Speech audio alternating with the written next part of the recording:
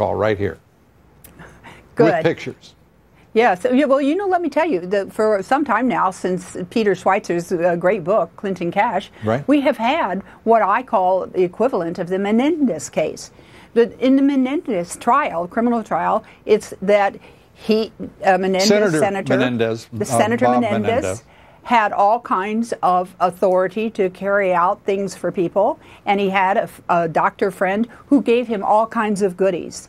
That's what they went to trial on, and the prosecution is allowing the jury to decide whether there was criminal intent. We already have that for the Clintons. Think about it. We already know that Bill Clinton got $500,000 for a 1-hour speech, not my fees, maybe yours. And that's just 4 months before this deal went through with CFIUS, and that the foundation got tens of millions of dollars, specifically. Well, $145 million in point of fact. And the director. $145 million from one deal. Now, that's quite a quid or quo, however you want to construct it. And the deal went through. And then there were other things that will come out that the State Department did for the people involved, visas and allowing them to enter the United States and all that kind of stuff as this goes on. But we know the deal went through. There's a quid and there's a quo, and what my client does is just put a little more meat on those bones. A little more or substantively more?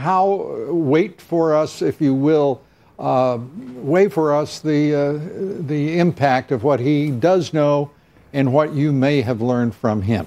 Well, I don't want to get in the business of my violating an NDA. No, I wouldn't ask you for any specifics. But I think it's quite significant. He can tell what all the Russians were talking about during the time that all these bribery payments were made.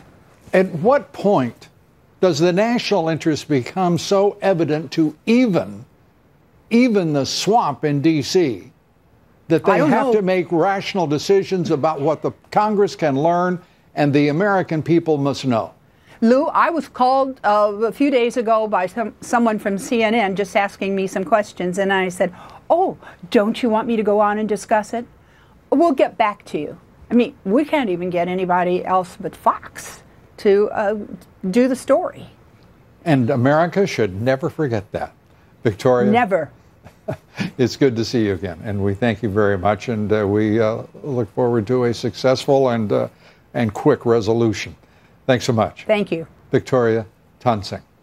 We'll talk with Congressman Jim Jordan, who sits on the House Oversight Committee, about the Clinton